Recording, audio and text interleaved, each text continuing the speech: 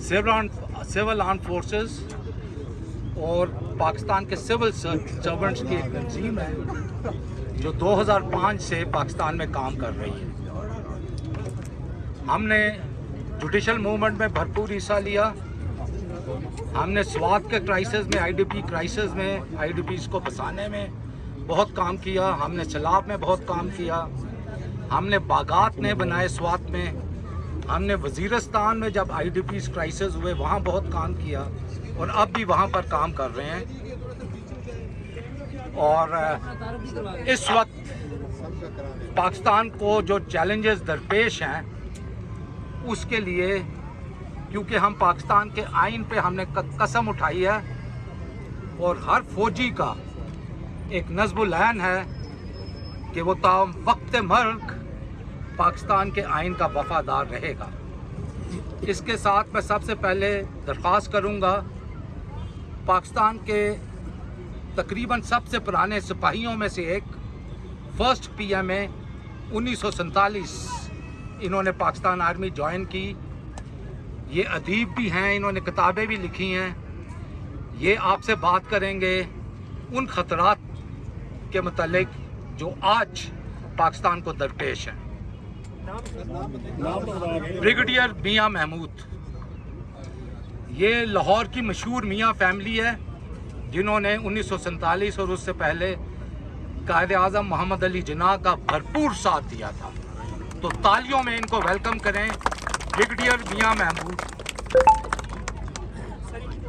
Sir rostrum पहले है ना। बिस्मिल्लाहिर्रहमानिर्रहीम। खुश हूँ कि आपने मेरा तारुफ इन अल्फाज में किया। मैं कुछ ज़्यादा बात तो नहीं करना चाहता हूँ आपके बैकग्राउंड के मतलब, सिर्फ मैं ये बताना चाहता हूँ कि हम जब छोटे थे हमने उस उम्र में इस मुल्क को बनाने में जो तहरीक चल रही थी हमने उसमें अमली हिस्सा लिया। मैं 10 साल का था जब मैं 23 मार्च 1940 में मिंटो पार्क में उस पंडाल में बैठा था जहां कायद आज़म ने पाकिस्तान की डिमांड का जो था अनाउंसमेंट की। उसके बाद जब गवर्नमेंट कॉलेज में हम पढ़ते रहे 43 से 47 तक, उस वक्त पाकिस्तान की तहरीक जो थी वो पूरी ज़ोरों पे थी। हमने अपनी पढ़ाइयाँ छोड़ के हम उस तहरीक में शामिल हुए और हम वो जो जज्बा था, जो स्पिरिट थी जिसके साथ ये मुल्क जो है ये मुल्क बनाया गया, उससे बखूबी वाकिफ़ है।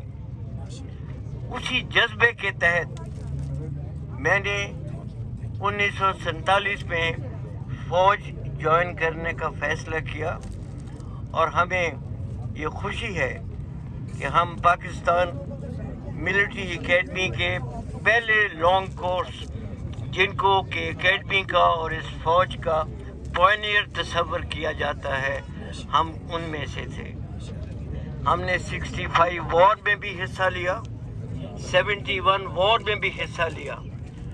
मैं ज़्यादा और तफसील में नहीं जाना चाहता हूँ, मगर अगर मैं ये बताना चाहता हूँ कि इस वक्त when we have reached the twilight years of our life, we are ready to have faced the third war which has been inflicted on this country by foreign agents and the local agents in collaboration with them.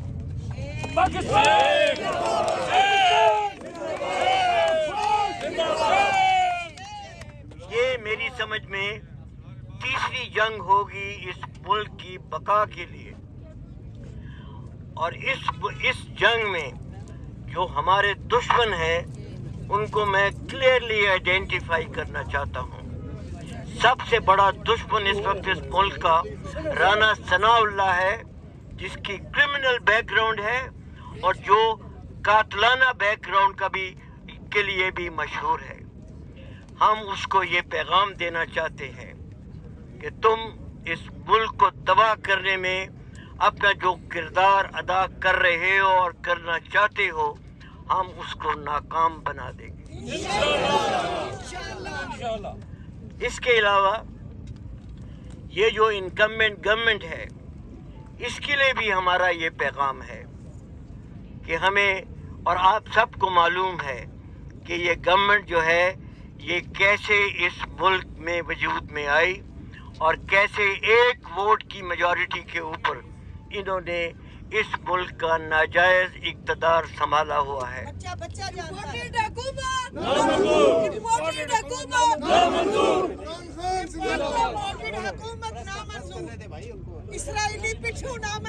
اور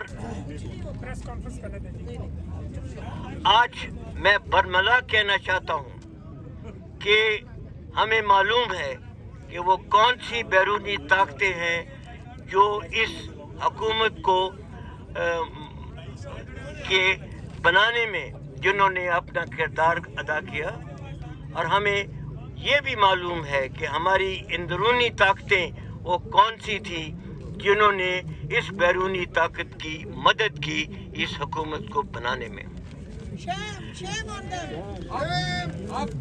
ہم نے اپنی ساری زندگی میں جو ہم نے فوج میں گزاری ہے ہم نے سارے مرحلے دیکھے ہیں. ہمیں معلوم ہے کہ کیسے ایوب خان نے اس ملک کی سوورینٹی جو تھی وہ بیچی امریکنز کو اور اس کے نتیجے میں بڑے بیس بنا دی گئی پشاور میں.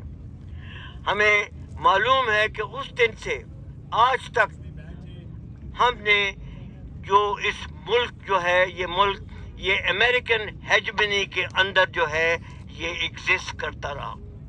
بٹ ہم سمجھتے ہیں کہ وقت ابھی آ گیا ہے کہ جب اس ملک کو فیصلہ کرنا ہے کہ ہم نے امریکن ہیجمنی کے اندر رہنا ہے یا کہ ایک باعزت قوم اور باعزت ملک کے طور پہ اس دنیا میں اپنی پوزیشن قائم کرنی ہے. ہماری کوئی انٹینشن نہیں ہے کہ ہم امریکہ کے ساتھ کوئی کنفرنٹریشن کریں.